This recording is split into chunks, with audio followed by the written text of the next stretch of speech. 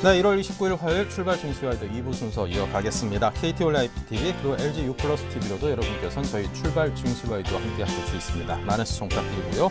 자, 출발 증시와이드 2부에서도 역시 명쾌한 주식시장에 대한 해법을 제시해드리겠습니다. 그 내용을 하나하나 살펴보면요. 김동섭의 마켓포인트에서는 시황 분석의 대가 김동섭 이사와 함께 이탈리아가 국채 입찰에 성공했다고 하는데 자세한 내용을 분석하고 시장에 미칠 영향을 짚어봅니다. 전일 원달러 환율이 1,090원까지 치솟았는데 환율에 대한 전망과 외국인의 매도 공세 가능성에 대해서도 짚어보겠습니다. 네, 그리고 동부증권의 목동지점 박성일 연구원이 역시 일부의 전문가들과 같은 의견인데요. 낙폭 과대업종의 기술적 매매가 유효하다고 전했다고 합니다. 그 중심에 어떤 종목이 있는지 잠시 뒤 살펴봅니다. 이슈 정복하기에서는 대성투자자문 안종호 팀장과 함께 최근 애플의 몰락으로 IT 업종에 대한 의견이 분분합니다. 과연 외인들의 IT에 대한 향후 반응은 어떨지 알아보겠습니다. 이어서 세금이 적거나 혹은 없는 금융상품에 투자가 몰린다고 하는데요. 이건 역시 분석해드리겠습니다. 네, 지금 우리 시장은 상승폭이 조금 둔화된 모습입니다. 거래소가 5포인트 올라 있고요. 코스닥은 0.79포인트 상승으로 상승폭이 상당 부분 줄어 있습니다. 시황센터 김혜영 캐스터를 연결해서 자세한 시장 상황을 정리합니다. 네, 시황센터 김혜영입니다. 오늘 코스피 지수는 외국인과 기관의 매수세에 5거래일 만에 반등 나섰습니다. 전일 급락세를 보였던 전차군단이 오늘 반등 시도하면서 지수 역시 장중 1950선을 돌파하기도 했는데요. 하지만 현재는 상승폭이 축소된 모습입니다. 0.29%의 오름세 보이면서 1945선에서 거래되고 있습니다. 이어서 코스피 수급 상황 살펴봅니다. 현재 코스피 시장에서는 기관이 매수 우위 나타내고 있습니다. 현재 514억 원의 매수 우위 나타내는 모습이고요. 외국인 쪽에서도 5거래일 만에 28억 원의 매수 우위 나타내면서 지수 상승을 견인하는 모습입니다. 이어서 코스닥 살펴보겠습니다. 네, 오늘 코스피에 이어 코스닥 역시 5거래일 만에 반등 나섰습니다. 현재는 0.16% 오름세 보이면서 505선에서 거래되는 모습입니다. 이어서 코스닥 수급 상황 살펴봅니다. 현재 코스닥 시장에서는 외국인이 매수 우위 나타내고 있습니다. 8억 원의 소폭이나마 매수 우위 이어가는 모습이고요. 개인 쪽에서 현재 72억 원의 매수 우위 나타내면서 지수 상승 견인하는 모습입니다. 반면 기관 쪽에서는 현재 58억 원의 매도 물량 출회되고 있습니다. 이어서 환율 살펴보겠습니다. 전일 1,090원 선을 돌파하며 급등세 보였던 환율, 오늘은 40전의 내림세 이어지고 있습니다. 코스피 시장에서 외국인이 순매수에 나서면서 원달러 환율도 하락세 이어가는 모습인데요. 현재 환율은 6원 10전 내리면서 1,087원 40전에 거래 중입니다. 이어서 코스피 시가총액 상위 종목 살펴봅니다. 대장주인 삼성전자 전일의 급락세를 떨치고 오늘 1%대의 오름세 이어지고 있습니다. 전일 대비 17,000원 오르면서 현재 138만 9천원에 거래되는 모습이고요. 이어서 현대차와 현대모비스 오늘 2%대의 상승 흐름 이어지고 있습니다. 한국전력은 2%대의 내림세 보이고 있고요. 삼성생명이 3.64%의 내림세 보이면서 현재 10만 6천 원에 거래 중인 모습입니다. 이어서 다음 장 살펴봅니다. 기아차 역시 오늘 3%대의 상승 흐름 이어지고 있습니다. 전일 환율이 급등하면서 원화 강세가 주춤한 모습을 보이자 오랜만에 반등 시도하는 모습인데요. 현재 기아차가 5만 800원에 거래 중인 모습입니다. 이어서 LG화학이 강보합권, SK하이닉스는 약보합권에서 거래되며 24,300원에 현재가 이어지고 있습니다. 이어서 코스닥 시가총액 상위 종목 살펴봅니다. 대장주인 셀트리온 오늘 3%대의 강세 흐름 이어지고 있습니다. 전일 대비 950원 올라 25,800원에 현재가 이어지고 있습니다. 이어서 CJ 오쇼핑이 1%대의 상승 흐름, 파라다이스의 경우 1%대의 낙폭 보이면서 17,900원에 현재가 이어지는 모습입니다. 이어서 다음 장 살펴봅니다. CJ ENM이 2%대의 낙폭 보이고 있습니다. 전일 대비 950원 밀려 34,050원에 현재가 이어지는 모습이고요. GS홈쇼핑과 포스코 ICT가 나란히 1%대의 내림세 이어지고 있습니다. 이어서 젠백스가 약 보합권에서 거래되며 34,300원에 현재가 이어가는 모습입니다. 이어서 이 시각 특징 업종 및 테마 종목 살펴봅니다. 오늘 현대기아차를 비롯해 자동차 관련주 주가가 반등에 나섰습니다. 전일 환율이 급등하면서 원화 강세가 주춤한 모습을 보이자 오랜만에 반등에 나선 모습인데요. 현대차가 2%대의 상승 흐름, 기아차 역시 3%대의 강세 흐름 이어가고 있습니다. 이어서 현대모비스와 현대위아가 2%대의 상승 흐름, SL 역시 2%대의 오름세 보이면서 12,600원의 현재가 이어지는 모습입니다.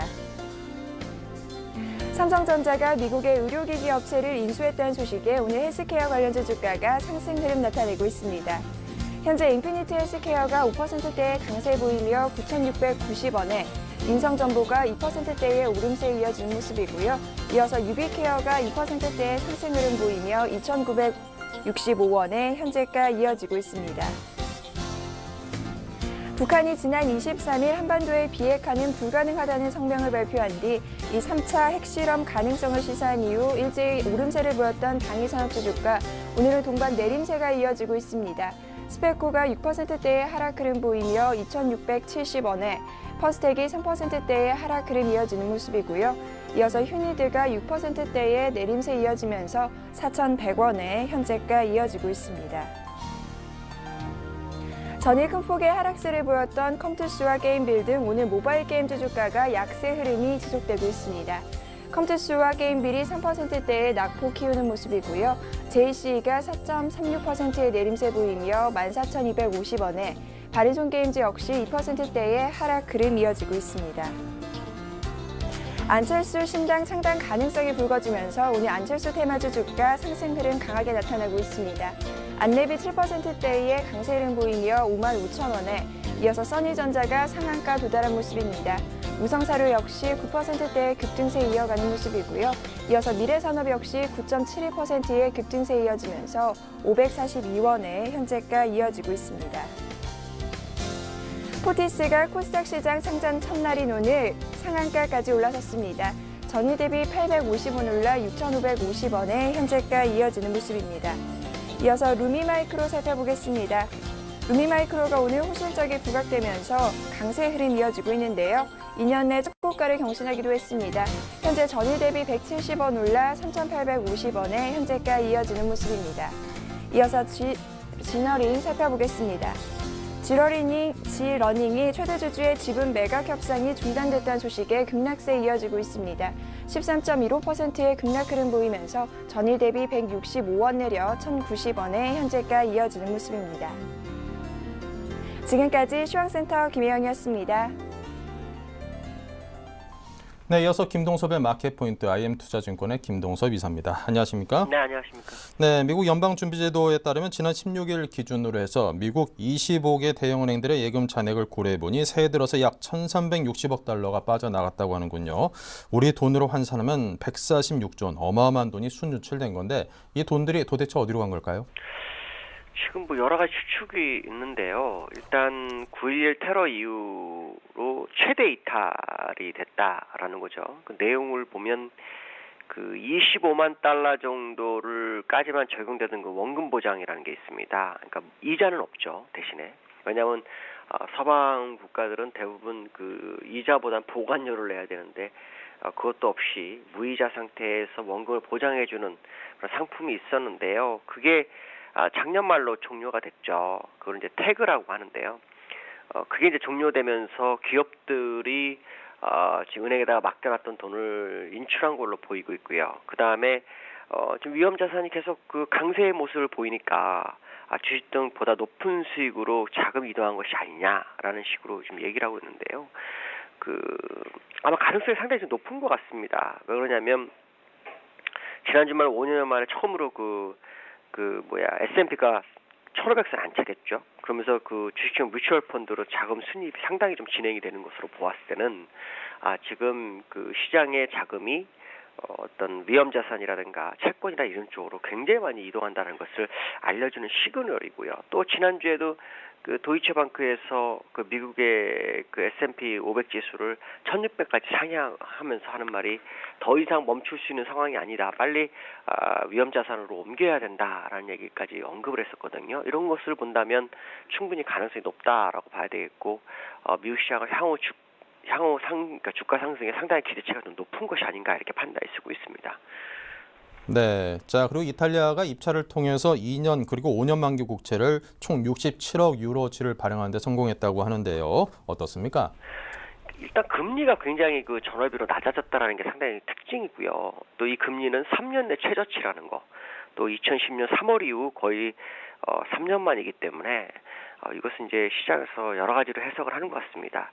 첫 번째는 그 투자자들이 이탈리아 국채에 대해서 긍정적인 그 어떤 접근을 하는 것이 아니냐라고 생각하고 있는 것 같고요. 두 번째로는 올 하반기에 그 유로존 경제가 반등할 것이라는 기대 심리도 상당히 좀 자극한 것 같다. 결국 그 유로존이 만약에 경제가 회생이 된다면 고금리에 투자할 수 있는 좀 안전자산에 해당되는 게 뭘까라고 본다면 결국 피그스들에 해당되는 뭐 포르투갈이라든가 아니면 지금 것처럼 이탈리아라든가 스페인 뭐 이런 쪽이 아니겠느냐라는 부분이거든요. 결국 시장에서는 일단 경제가 살아날 거에 좀 많이 베팅을 하는 것으로 좀 판단이 쓰고 있고요. 이탈리아 같은 경우는 또 29일, 그러니까 오늘하고 내일도 역시 한 150억 유로의 단기 국채하고 중장기 국채에 입찰이 있습니다. 이것마저 성공을 한다면 아주 쉽게 성공한다면 일단 유로존은 안정 베이스로 시장이 접어들었구나라는 것을 생각해 볼 수 있다라고 말씀드릴 수 있을 것 같습니다. 네, 점점 더 시장 상황이 좀 호전되는 그런 사인이 보여서 다행이다 싶습니다. 자, 전일 환율이 1,090원대까지 급등 흐름을 보였습니다. 자, 앞으로 환율에 대한 전망과 외국인의 매도 공세 가능성 그리고 자, 환율에 민감하게 반응하는 수출주, 자동차라든가 IT 등등에 대해서 함께 분석을 해주십시오. 일단 환율이 1,090원대로 급등을 했는데요. 이게 지금 굉장한 의미를 부여할 수 있습니다. 뭐 여러 가지 이유를 일단은 시장에서 제공을 하고 있죠. 첫 번째는 최근 4일간에 한 1조 한 2천억 원 정도가 주식에서 나가면서 그 돈 이제 원화를 달러로 매수하는 그런 상황이 발생하면서 이제 원화 가치에 대한 부분이 나왔고, 두 번째는 이제 그 유럽 재정 위기 때 그 유로화의 가치를 해소시키기 위해서 유로화를 팔아서 각국 통화로 지금 진입을 했었던 어떤 유로존 자금이 많습니다. 그 자금이 다시 그 유로로 돌아가면서 각국 통화를 다시 사들이는 그런 상황이 있고요. 세 번째는 북한 핵실험 리스크에 대한 부분, 그 다음에 네 번째는 이제 외환 당국에서 규제를 통해서 환율 상승을 유도하는 뭐 이런 내용들이 한 4가지 정도가 있는데요. 이건 이제 보이는 쪽에서 얘기를 할 수 있는 부분이고, 이거를 이제 역으로 해석해 보면 일단 엔화 약세로 인해서 우리나라 자동차 산업이 상당히 어려움을 겪는 거에 대한 부분 아마 잘 아실 겁니다. 근데 만약에 원화의 약세가 초래된다면 엔화의 손실을 원화의 약세로 약간 그 상쇄시킬 수 있는 부분이 생기죠. 아마 그래서 그런가요? 오늘 자동차주들이 뛰죠. 현대모비스 2.6%, 또 기아차도 3.4%, 현대차도 2.7% 상승하는 거를 봤을 때는 엔화 약세는 일단 90엔대 전후라면 원화가 강세가 아닌 원화가 약세가 된다면 엔화로의 손실을 메워줄 수 있다라는 기대치가 상당히 좀 커지는 상황인가 아닌가라는 부분이고요. 두 번째로는 그다음 뱅가드가 물량을 많이 팔아서 아까 말씀한 것처럼 물량을 팔아서 달러를 사들이면서 이제 그 원화를 약세로 이끌어주는 그런 상황인데, 이게 이제 우리가 한쪽으로 다른 생각을 할 수 있습니다. 작년 7월 27일부터 외국인들이 엄청나게 물량을 사들이면서 주가를 끌어올렸거든요. 그 당시에 원화가 정확하게 1,084원이었습니다. 그럼 지금 1,090원이니까 외국인들은 시장에 진입할 때 2가지 목적을 가지고 있습니다. 첫째는 환차익, 그 다음에 두 번째는 주가의 상승률이죠. 근데 주가는 상승을 했지만 사실 별게 없는 상황이죠. 오히려 돈만 많이 시장에 진입을 시킨 상태에서 원화에서 환차손이 생겨버리는 상황이 발생하죠. 그렇다면 지금 지금 나가는 외국인과 작년 7월 27일 들어오는 외국인이 다르다라고 생각을 해야 되겠죠. 결국 지금 나가는 것은 뱅가드 물량이다. 그렇다면 지금부터는 환차손을 손해본 작년 7월 27일 이후에 들어왔던 어떤 외국인들은 이제부터는 다시 매수로 전향할 수 있는 부분이 생깁니다. 그 얘기는 뱅가드 물량을 소화해 줄 수 있는 새로운 매수 주체가 시장에 태동할 수도 있지 않을까라는 부분이거든요. 그래서 원달러 환율이 1,090원대로만 유지된다면 뭐 충분히 가능성을 열어두고 여러 가지 시나리오를 짤 수 있다라고 말씀드릴 수 있을 것 같습니다. 네, 지금까지 글로벌 주요 이슈에 대해서 김동섭 이사께서 분석해 드렸습니다. 감사합니다. 네, 감사합니다. 네, 이어서 신한 PWM 압구정센터의 박재민 PB팀장 화상 연결합니다. 안녕하세요. 네, 안녕하세요. 네, 먼저 시장의 흐름과 주체별 수급 상황 정리부터 부탁드립니다. 네, 시장의 반등은 좀 나오지만 재미가 없죠. 일단 기본적으로 수급이 딸리기 때문입니다. 수급이 부족하다는 얘기인데요. 개인이 오늘은 조금 팔고 있습니다. 635억을 팔고 있는데 자동차 업종을 443억 팔고 있는데요. 어제 들어왔던 게 만약에 파는가 하면은 단타로 성공을 한 거죠. 개인이 요새 참 잘한다고 생각하는 게 단타를 잘하고 있습니다. 저 개인이 진짜 개인인지는 저는 HTS에서 수급을 100% 신뢰하진 않지만 어쨌든 수급상으로 보면은 개인만큼 잘하는 세력은 없다. 이렇게 좀 말씀을 드리고 싶은데요. 외국인이 26억을 사고 있고요. 기관이 606억을 사고 있습니다. 외국인은 아침에 300억이 비차익으로 좀 들어왔다가 결국엔 지금 조금씩 물량을 계속 내뱉고 있는 모습. 사실 이렇게 주구장창 하락을 하기보다는 중간중간 반등을 줘야지 외국인이 더 팔기는 쉽거든요. 그런 전략이라고 좀 보고 있습니다. 기간 606억을 사고 있는데요. 금융투자에서 차익거래로 물량이 130억 정도 나오고 있고요. 투신이 300억 사고 있고 기금이 154억, 보험이 124억, 은행이 17억. 정기간이 증권의 차익거래를 빼고는 다 사고 있습니다. 어제랑 동일합니다. 외국인은 아마 순매도로 돌아설 거고요. 지금 업종별로는 전기전자랑 운수장비가 강하게 오늘 반등을 나오는데 그 하락률을 봤었을 때는 강하게 반등 나오는 건지 사실 좀 모르겠습니다.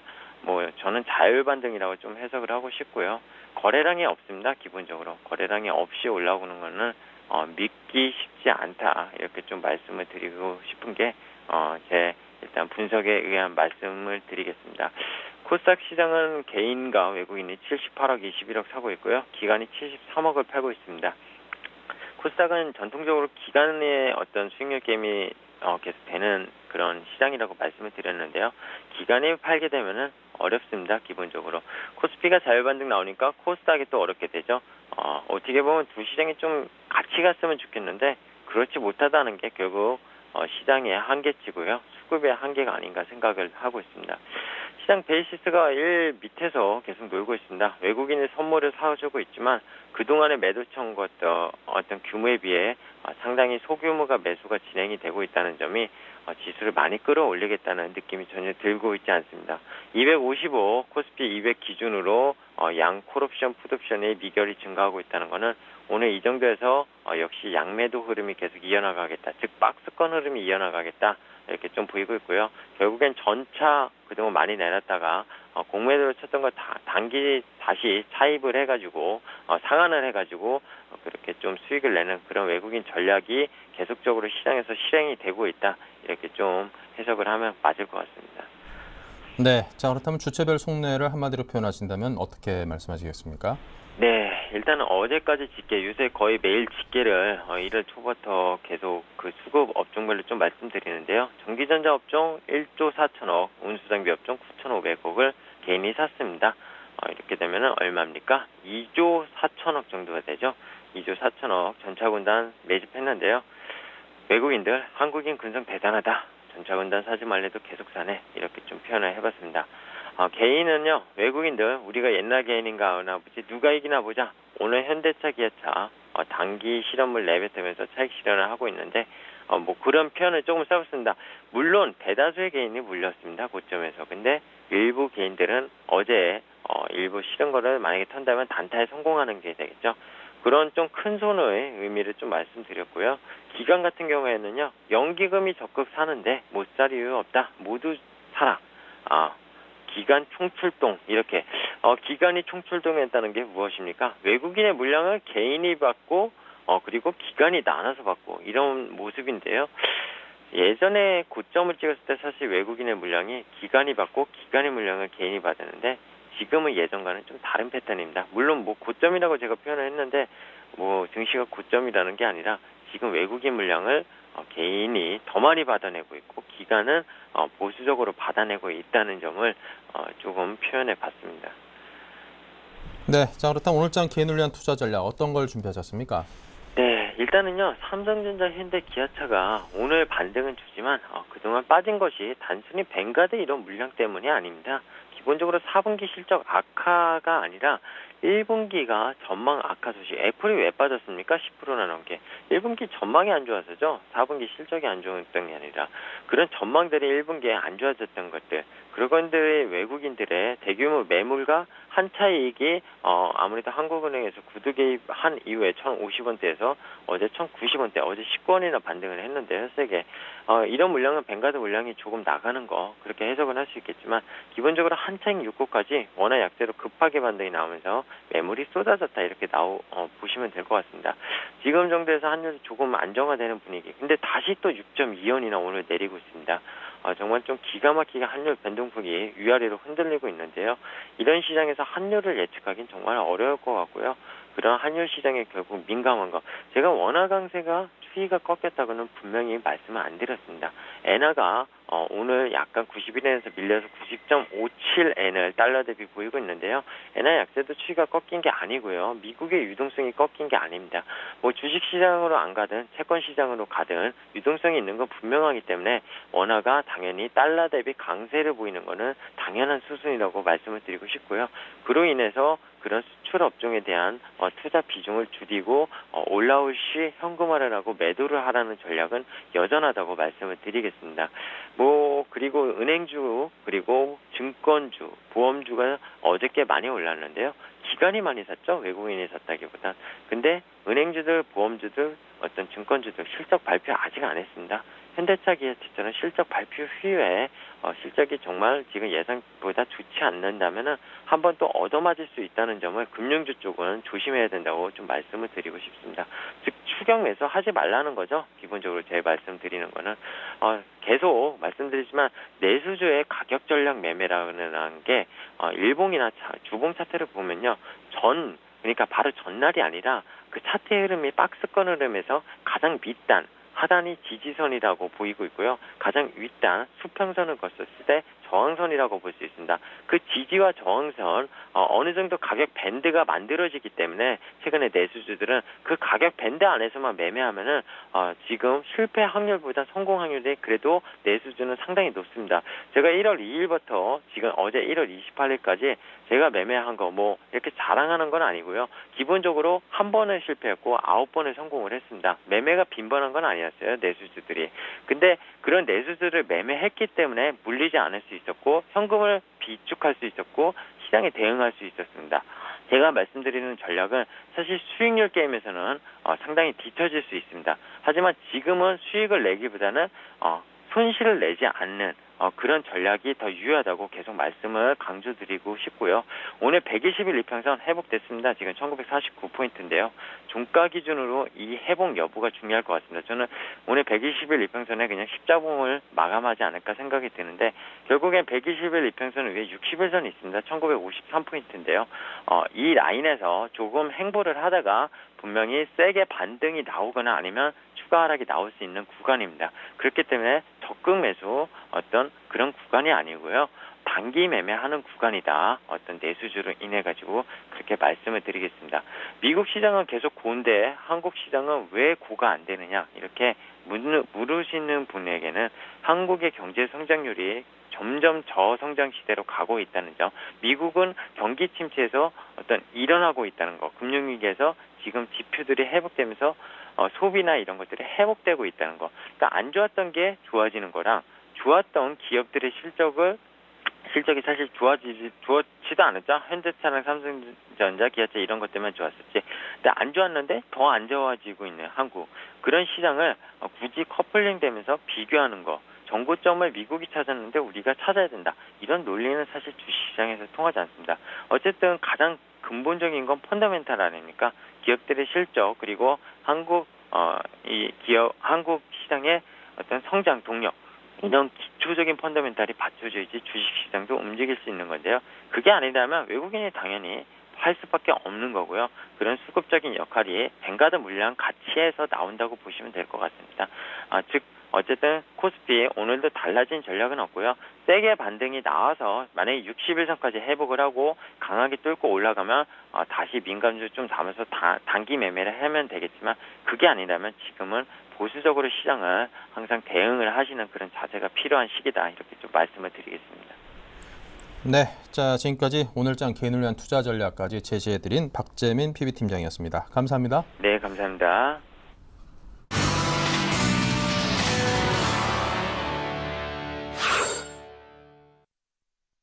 네, 계속해서 오인의 전문가와 함께하는 오늘장 투자 포인트 12자 투자 전략부터 보겠습니다.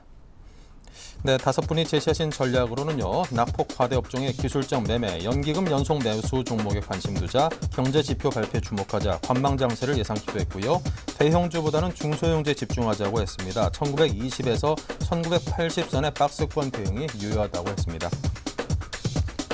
네, 관심 업종들입니다. IT, 자동차, 여행, 증권, 은행, 바이오, 제약, IT 업종으로 IT 업종만이 중복해서 나왔네요. 네, 동부증권 목동점의 박성일 연구원 연결합니다. 안녕하세요. 예, 안녕하십니까. 네, 현재 시황부터 살펴보겠습니다. 예, 오늘 시장 이제 오랜만에 수출주 중심의 대형주들이 강한 반등을 보이고 있습니다.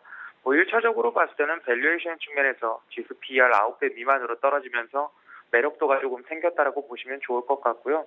엔화 약세의 큰 고비를 일단 어느 정도는 넘겼고 대형주 전반적으로 이제 IT나 자동차에 낙폭이 너무나 과대했기 때문에 기술적으로 이제 매매가 들어오고 있다고 보시면 좋을 것 같습니다. 거기다가 이제 최근에 이제 신정부의 다양한 경기 부양책이 나올 수 있다는 기대감과 타이밍상 요건이 지금 현재 시장을 강하게 반등시키고 있는 요인이다라고 보시면 좋을 것 같습니다. 네, 자 오늘 12자 투자 전략에서 낙폭 과대 업종의 기술적 매매는 물론이고 관심 업종으로 IT, 자동차, 여행 업종이 세 군데를 정리를 해주셨습니다. 좀 자세히 설명해 주십시오. 예, 일단은 삼성전자를 기준으로 말씀드리면 지금 PER 8배 정도, 8.67배, 8.8배 정도 나오고 있는 상황인데 충분히 매력도가 있죠. 물론 환율의 영향을 고려한다고 하더라도 140만 원 미만에서는 얼마든지 매매가 가능한 밸류에이션이다라는 생각을 좀 하고 있고요. 1분기 아무래도 신제품이 없기 때문에 성장성 자체에 대한 의구심이 많이 있지만 2분기부터는 갤럭시 S4를 중심으로 해서 삼성전자의 영업이익과 매출액이 다시 개선될 수 있기 때문에 1분기 140만 원 하회 구간에서는 얼마든지 매수가 가능하다고 보고 있고요. 현대기아차는 이제 실적에 대한 우려가 많이 있죠. 그럼에도 불구하고 4분기 같은 경우는 일회성 이익이 아무래도 영향을 많이 미쳤기 때문에 1분기부터는 지금 4분기보다는 약간 더 개선되는 기저효과를 볼 수가 있습니다. 그렇기 때문에 현대차 기준으로 20만 원 미만에서는 단기적으로 이제 엔화 추세가 조금 멈출 때마다 기술적 반등 매매가 가능한 구간이다라고 보고 있고요. 여타 다른 업종 중에서도 이제 IT 부품이나 자동차 부품주 워낙 저평가되어 있습니다. 특히 코스닥 종목들 같은 경우에는 실적이 상당히 우량하게 발표가 될 예정인데도 불구하고 삼성전자의 영향으로 낙폭이 좀 큰 것들이 있기 때문에 이 관련 업종들 IT와 자동차에서는 얼마든지 매매가 가능하다고 말씀드리겠습니다. 네, 자 오늘장 관심 종목 어디를 제시하시겠습니까? 네, 오늘짝 관심 종목은 여행에서 한번 말씀을 드리겠습니다. 앞서서 이제 여행을 제가 마지막에 말씀드리려고 언급을 안 했는데 여행주 같은 경우에는 저성장 그리고 저금리 시대임에도 불구하고 최근에 여행객 수는 연평균 3.6% 이상 꾸준히 증가를 하고 있습니다. 그렇기 때문에 지금 현재 이제 추세 매매를 한다고 봤을 때는 여행주가 가장 안정적이다라고 보고 있고요. 특히 워낙 강세라는 강력한 날개를 달고 있기 때문에 모두투어, 하나투어 모두 관심 있게 보시면 좋을 것 같은데 모두투어 기준으로 말씀드리겠습니다. 이제 최근에 이제 춘절을 좀 앞두고 있는데요. 성수기와 비수기가 사라져가면서 영업이익이 꾸준히 나와주고 있는 모습 보여주고 있고요. 하나투어도 이제 전일 실적을 발표했는데 어닝 서프라이즈가 나왔죠. 그만큼 실적도 잘 나와주고 있는 구간이 있습니다. 중기적으로 봤을 때 지금 3만 원을 돌파를 했기 때문에 여기서 지지를 받으면 3만 6천 원까지 가능하다고 보고 있고요. 매수가는 지금 가격 3만 원 부근에서 사시면 좋을 것 같고 손절은 2만 8천 원 정도에서 하시면 좋을 것 같습니다. 일단은 최근에 이제 중국 관련된 관광객 수가 급증을 하고 있습니다. 물론 일본 쪽에서 약간의 손실이 나고 있지만 중국 쪽 매출이 워낙 크게 일어나고 있기 때문에 중기적으로 봤을 때 성수기인 7월, 8월 달까지 큰 상승이 가능하다고 말씀드리겠습니다. 네, 자 지금까지 박성일 연구원과 함께했습니다. 감사합니다. 예, 감사합니다. 네, 다음은 이슈 정보카기의 박미라 아나운서입니다. 안녕하세요. 이슈 정보카기 박미라입니다. 오늘의 주요 이슈 함께 정리해보겠습니다. 상품을 직접 제조해 유통까지 하는 전문 소매점을 일컫는 스파 브랜드는 최신 트렌드 의류를 중저가로 구매할 수 있다는 장점 덕분에 20, 30대 젊은 층의 선호가 높습니다. 그런데 최근 40, 50대 중년층까지 소비가 확대되면서 백화점 업계 실적에 타격을 주고 있습니다. 아시아 국가에 대한 외국인의 순매수가 이어지는 상황에서 우리나라와 대만에서만 외국인의 순매도가 발생하고 있습니다. 두 국가 모두 IT 섹터의 비중이 가장 크기 때문에 시사하는 바가 크다고 할 수 있는데요. IT 업계에 대한 외국인의 시각을 살펴봅니다. 세법 개정으로 올해부터 2천만 원 이상의 금융소득에 대해 종합과세가 시행됩니다. 따라서 세금을 덜 내는 금융상품에 대한 소비자의 관심이 커지고 있는데요. 다음 달 출시되는 대형저축이 대표적인 금융상품으로 꼽힙니다. 네, 이슈 정복하기 오늘 순서는 대성투자자문의 안종호 주식운용팀장과 함께하겠습니다. 안녕하세요.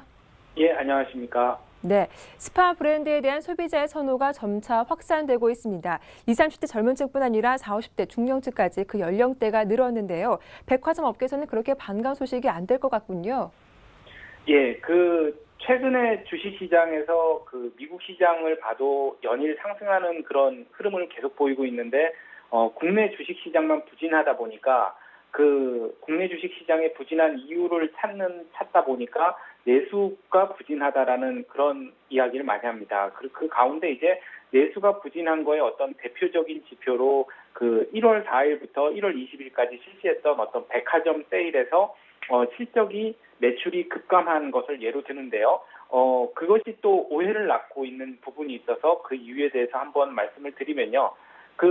1월 4일부터 1월 20일까지 백화점들이 신년맞이 세일을 했는데 현대백화점하고 롯데백화점 같은 경우에는 마이너스 8.9% 그리고 신세계백화점 같은 경우는 10% 정도의 매출 감소가 있었습니다. 그래서 내수가 부진한 거에 어떤 대표적인 지표가 됐는데요. 이렇게 큰 차이를 보인 이유가 지난해에는 1월과 1월에 설이 있었기 때문에 소비 최대 신년맞이 세일하고 설맞이 수요가 몰리면서 그런 것이 됐었는데 올해는 2월에 설이 됐기 때문에 매출이 분산됐기 때문이라는 그런 이야기가 있습니다. 그래서 롯데백화점 같은 경우에도 마이너스 8.9% 중에 가장 크게 줄은 부분은 이제 설의 영향을 가장 많이 받는 식품 매출이 마이너스 34%를 해서 줄었다고 하고요. 백화점 같은 경우에도 현대백화점 같은 경우에도 마이너스 8.9%로 롯데백화점하고 똑같고요. 신세계백화점 같은 경우에는 오히려 처음으로 상장 이래 처음으로 해외 명품 패션이 매출이 10% 정도 주는 그런 것이 보였습니다. 그래서 올해 전년도 대비 백화점 실적이 급격하게 줄은 거에 대한 원인은 아무래도 설이 2월 달에 있었기 때문이라고 하는데요. 이런 부분들이 SPA 그런 부분들에도 불구하고 백화점에서도 성장하는 부분이 있습니다. 성장하는 부분이 바로 아까 말씀하셨던 SPA 부분인데요. 중저가 의류 부분입니다. 그래서 SPA 패션은 소량으로 만들어서 디자인을 다양하게 만들어서 20, 30대에게 인기를 얻었었는데요. 최근에는 그것에 대한 연령층이 40대에서 50대까지 넓혀졌다고 합니다. 그래서 백화점 같은 브랜드를 한 경우에 SPA 브랜드 구매 고객 중에 40대 이상이 이제 50%가 넘어가는 수준으로 이제 매출이 확장이 되고 있는데요. 그 이유는 40대 이상의 연령분들이 이제 젊게 보이려는 중년 여성들의 수요가 몰려서 그렇다고 합니다. 그래서 중년층은 아무래도 20대나 30대보다는 씀씀이가 크다 보니까 객단가도 높다 그럽니다. 그리고 백화점 매출 부분에서 또 하나 성장하는 부분이 아웃도어 부분인데요. 예전에는 아웃도어는 이제 레저용이었는데 최근에는 한파가 너무 냉추위를 겪다 보니까 한파 대피용으로 일상복 수요까지도 들어오면서 아웃도어 부분이 또 성장을 하고 있다고 합니다. 네. 다음 이슈입니다. 코스피 시장에서 외국인의 매도세가 지난 3일간 1조 1,800억 원을 넘었습니다. 우리나라와 대만에서 주식의 매도가 이어지고 있는데요. 두 나라의 공통점은 IT 비중이 높다라는 거겠죠. 애플의 주가 흐름과 관련해서 IT 업종에 대한 전망 살펴봐 주시죠. 예, 요즘 애플사가 아주 주가가 형편없이 떨어지고 있고요. 언론에서도 애플이 이제 혁신성을 잃었다. 이런 이야기를 많이 하는데요. 주식시장에서 GEM 펀드라고 해서 글로벌 이머징 마켓 펀드라는 펀드의 자금의 흐름을 집계하는 것이 있습니다. 이머징 글로벌 마켓으로는 지금 자금이 계속 유입이 되고 있는데요. 지난주에도 26억 달러가 순 유입이 됐었습니다. 하지만 특이하게도 이제 우리나라 시장에서는 외국인들이 2주째 연속 순매도를 보이면서 지난주에만 1조 500억 정도의 순매도를 보였죠. 그래서 그 아시아 7개국 하면 통상 이제 한국, 대만, 인도, 태국, 인도네시아, 필리핀, 베트남 이렇게 되는데 한국하고 대만에서만 순매도를 하고 있습니다. 그래서 그 이유에 대해서 생각을 이제 많이 하다 보면 한국과 대만이 이제 유일하게 외국인의 순매도국이기도 하지만 IT 섹터 비중이 상당히 큰 나라라는 것을 알 수가 있는데요. 그 지난주 시장을 살펴보면은 외국인들의 순매도가 가장 몰렸던 부분은 전기전자 업종하고 자동차 부분입니다. 그런데 연기금의 그 매도가 집중되고 있는 업종을 봐도 또 전기전자하고 자동차 부분이 됐습니다. 그래서 외국인이나 그 연기금에 서로 우려하고 있는 업종이 비슷해 보이는 그런 상황을 보이고 있는 상황에서 개인만이 이제 1조 3천억 정도 지난주에 순매수하면서 시장을 지키고 있는 건데요. 그 아시아 그 세상에서 보면은 그 아시아 시장에서 보면 한국하고 대만의 대만에서만 순매도가 일어나는 어떤 비중을 보게 되면은 그 한국 시장은 그 전기전자 부분이 30.4%, 그리고 대만은 45%. 그래서 IT 섹터가 두 나라가 굉장히 큽니다. 그리고 글로벌 지수를 봐도요, 지금 최근에 IT 업종에 대한 비중 축소가 계속 이루어지고 있는데요. 그것은 이머징 마켓 지수를 봐도 그렇고 또 글로벌 지수를 봐도 그렇고 해서 비중이 계속 축소가 되고 있습니다. 그래서 그 한국 시장에서 그 최근 4주 동안 외국인들이 계속 매도를 해나가는 이유도 이런 것에 기인하고 있지 않나, 이런 의구심을 지금 가지고 있고요. 그래서 글로벌 유동성이 계속 확대돼 가지고 다른 나라 증시가 좋은데도 불구하고 우리나라하고 대만 증시는 IT 비중이 높기 때문에 계속 소외될 수도 있다, 이런 우려가 있습니다. 그래서 향후 글로벌 IT 섹터의 비중의 어떤 추이도 계속해서 살펴볼 필요가 있어 보입니다. 다음 달 출시되는 제형 저축에 대한 관심이 뜨겁습니다. 세법 개정으로 비과세 상품이 주목을 받고 있는데요. 투자를 한다면 어떤 점을 유념해 봐야 할지 자세하게 설명해 주시죠. 예, 그 세법 개정으로 해서 올해부터 2천만 원 이상에 대해서 종합 과세가 되면서 그 많은 분들이 세금을 전혀 안 내거나 좀 세금을 덜 낼 수 있는 금융 상품에 대한 관심이 많아졌는데요. 올해 나온 상품 중에서 다음 달 출시되는 그 제형 저축이 가장 그 눈길을 끌고 있습니다. 이것은 이제 세금이 전혀 부과가 되지 않는 상품인데요. 18년 만에 부활하는 상품인데 총 급여가 5천만 원 이하의 근로자에게 7년 이상 납입을 하게 되면은 그 비과세 혜택을 주게 되는 겁니다. 그래서 7년 이상 가입하게 되면은 소득세 14%를 완전히 면제받기 때문에 연 6%의 수익을 보장받을 수 있는 그런 상품이 되는 것이고요. 그 비과세 되는 것 중에서는 그 60세 이상, 만 60세 이상의 분들이나 국가유공자나 장애인분들이 가입할 수 있는 그 3천만 원까지 가입할 수 있는 생계형 저축이 있습니다. 이것도 이제 비과세 상품이고, 그리고 보험 차익을 10년 이상 보험에 가입했을 경우에 보험 차익에 대해서 비과세하는 장기 저축성 보험도 있고요. 그 장기 채권에 대해서는 또 세금이 없고요. 특히 이제 브라질 국채 같은 경우에도 브라질과의 조세 협약에 의해서 그 이자 소득하고 환차익에 대해서는 그 세금을 물리지 않는 그런 상품이 있습니다. 최근에 이제 국내 자금 시장의 어떤 흐름을 살펴보게 되면요. 그 며칠 전 금감원에서 2012년 국내 은행들의 어떤 자금 조달하고 운용 현황에 대한 어떤 보도 자료를 냈었는데요. 최근에 그 자료를 읽어보면 글로벌 트렌드하고 유사한 점이 발견되고 있습니다. 바로 이제 안전 자산에서 좀 더 이제 위험 자산 쪽으로 그 자금들이 이동을 하고 있다라는 건데요. 2012년 보면 저축성 예금이 통상 우리나라는 정기 예금 중심으로 이제 증가를 하는 형식이 그 대표적인 기존의 흐름인데요.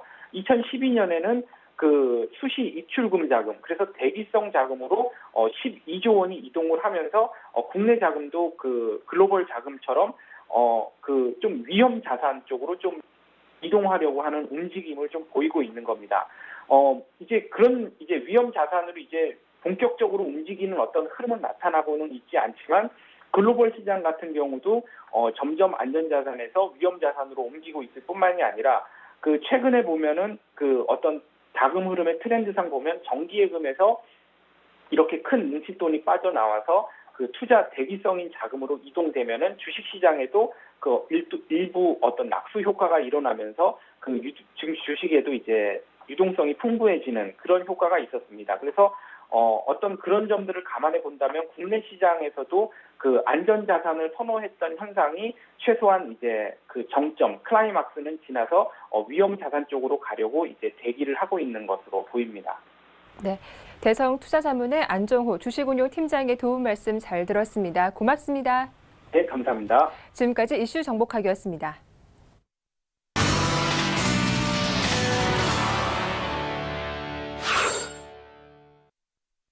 네, 리딩투자증권의 우성재 팀장 연결해 보겠습니다. 안녕하세요. 네, 안녕하세요. 네, 중국 쪽 분위기는 어떤지 정리해 주십시오.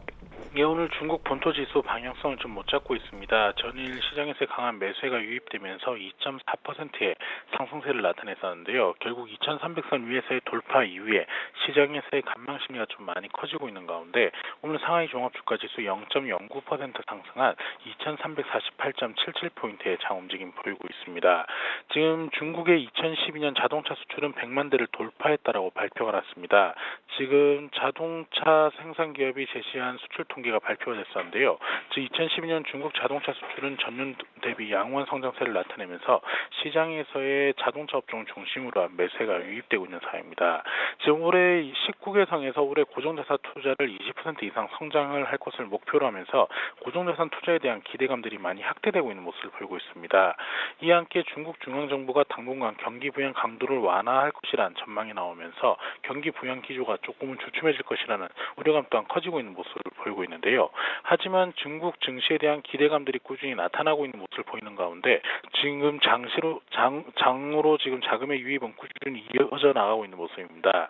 결국 상하이 종합주가지수 시장에서의 매수가 꾸준히 유입되고 있는 모습을 보이는 가운데 2350선 내외의 혼주장세 움직임 좀 이어져 나갈 확률이 높은 만큼 이러한 부분 염두하시고 접근하셔야겠습니다. 네, 잘 들었습니다. 지금까지 리딩투자증권의 우성재 팀장이었습니다. 감사합니다. 네, 고맙습니다.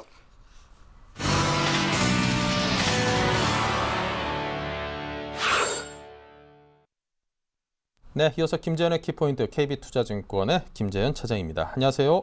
예, 안녕하십니까. 네, 먼저 오늘 장 흐름부터 한마디로 좀 정리해 들어볼까요? 예, 박스권 장세 지속적으로 이어지고 있습니다. 시장은 벵가드발 악재를 피해가지 못하고 있습니다. 이미 알려진 악재가 아니라는 속설이 좀 무색할 만큼 지수는 좀 연일 조금씩 떨어지는데요. 오늘장 그동안에 연일 팔아대던 외인 매수를 하고 있지만 역시나 그 규모 너무 좀 작은 편입니다. 반등 종목으로는 그동안에 많이 팔았던 종목들 소폭의 반등이 좀 나오고 있고요. 오늘장 같은 경우에는 기아차, 현대차 그동안 낙폭이 굉장히 과도했었죠. 그렇기 때문에 오늘장 좀 강하게 올라가고 있고 대우조선해양 역시나 그 낙폭 과대주 중에 가장 좀 양호한 흐름을 보여주고 있습니다. 그리고 무엇보다도 삼성전자 같은 경우에 최근에 굉장히 낙폭이 컸는데 오늘 일정 부분 반등을 하면서 그동안에 낙폭을 좀 과도했다는 것을 알려주고는 있습니다. 하지만 아직까지 벵가드발 펀드 매도 초기라는 점을 들어서 추가적으로 또 매물이 나올 수 있음을 인지를 하시고 대응을 하셔야겠습니다. 네, 자 그렇다면 오후장 전략 키워드로 하나하나 풀어주십시오. 예, 호재가 보이지 않는다면 역사적 움직임으로 대응하자는 말씀을 드리고 싶습니다. 최근 마땅한 호재가 보이지 않습니다. 그나마 눈에 띄는 이슈 중 하나는 중국 최대 명절인 춘절입니다. 중국에서는 춘절에 맞춰서 소비가 늘어나는 경향이 있는데요. 지난 2012년도 중국 춘절 기간 중에서 국내에서 주목받은 중국 소비 관련주로는 화장품, 카지노, 여행 숙박, 백화점, 섬유, 의복, 음식료 등이 있습니다. 지난해 2분기에서 3분기 사이 삼성전자가 조정 국면을 거칠 때에도 중국 소비 관련주는 중추절을 앞두고 상승하는 모습을 보여주었습니다. 이를 현재 상황에 직접 대응하기에는 약간 무리가 있을 수도 있지만 적어도 IT나 자동차가 중국 부진한 부분이 중국 소비 관련주에 대한 투자 심리까지 위축시키지는 않을 수 있다는 결론입니다. 2012년도 하반기 중국 소비 관련주는 실적이 개선되는 카지노, 음식료, 여행, 숙박이 월등히 높은 수익률을 기록을 했습니다. 1분기 실적 전망치를 감안했을 때 2014년도 춘절을 앞두고 이들 업종이 반등할 가능성이 무척이나 높습니다. 춘절을 감안한다면 설비 투자 쪽보다는 여전히 소비 관련주에 집중한 전략이 필요하겠습니다. 중국 소비 관련주에 집중을 하시고요. 3월 앞두고는 점차 중국 설비 투자 관련주로 투자처를 이동하는 전략으로 대응을 해야겠고 일단 이번 춘절을 앞두고 구체적인 종목군으로는 한국콜마, 코스맥스, 하나투어, 파라다이스, 무도투어, GKL 등에 집중을 하셔야겠습니다. 네. 두 번째로 글로벌 시장 대비 한국 시장이 안 좋은 이유를 말씀을 드리겠습니다. 일단 거래소에 따르면은 외인 같은 경우에는 코스피 시장에서 14일부터 25일까지 2주간 총 1조 5,400억치를 매도를 했습니다. 일단 25일에만 4,900억치를 매도를 했는데요. 이는 지난해 6월 25일 4,982억 원 순매도 이후로 최대치 규모입니다. 일단 외인의 매도 공세는 코스피가 올해 시작하면서 굉장히 좋게 출발했는데 일단 현재 1950선에 위치를 하고 있습니다. 지속적으로 좀 지수가 떨어졌었죠. 오늘 그나마 좀 반등을 해서 1900 초반에서 중반으로 올라섰는데요. 일단 외인의 매도 원인으로는 한국의 국제 신용 등급이 올라가면서 워낙 강세 형상이 나타나는 와중에 올해 들어서 일본이 강한 엔저 드라이버를 걸고 있기 때문으로 보고 있습니다. 일단 일본 총리가 경기 부양을 위해서 약 한국 돈으로 239조 7천억 규모의 엔화를 풀겠다고 밝혔습니다. 외인 투자자는 다음 거래일인 14일부터 한국 시장에서 자금을 계속적으로 빼고 있고요. 세계 경제 회복에 대한 기대가 높아졌음에도 불구하고 국내 펀더멘털 지표가 부진했던 건 역시 시장을 좀 실망을 시켰습니다. 2012년도 경제 성장률은 2.0%에 그쳤습니다. 2009년도 금융위기 이후 3년 만에 가장 낮은 수준이고요. 지금 같은 상황에서는 대형주들 일단 오늘장은 반등이 나오고 있지만 지속적으로 치고 올라갈 수 있다고 보기엔 약간 무리가 있겠고 일정 부분 뱅가드발 악재로 시장이 흔들린다면은 그 뒤를 한국을 커버하는 자금이 올라와서 뭐 지수를 맞춰놓긴 하겠지만 일정 부분 6월까지는 지금과 같은 장세가 이어질 확률이 높겠습니다. 그렇기 때문에 대형주에 대한 막연한 투자보다는 그 틈새 전략으로 맞서야 되는 시기이겠습니다. 네. 자, 그렇다면 이제 키워드에 이어서 관심 종목에 대해서 짧게 듣겠습니다. 예, 오늘 종군당을 준비했습니다. 제가 뭐 많이 소개해드렸던 한미약품이 높은 성장성을 바탕으로 대표적인 고포 종목이라면은 다른 대형 제약주에 비해서 저평가된 대표적인 종목이 종군당입니다. 일단 실적을 보겠습니다. 전년 대비 4분기 같은 경우 6.1% 증가한 1,201억 원으로 사장 최대치가 기대되고 있고요. 영업이익은 13.7% 증가한 142억 원이 예상이 되고 있습니다. 올해 역시도 양호한 성장이 기대가 되는데요. 매출액은 전년 대비 9.9% 증가한 5,071억 원, 영업이익은 17.7% 증가한 702억 원으로 전망이 되고 있습니다.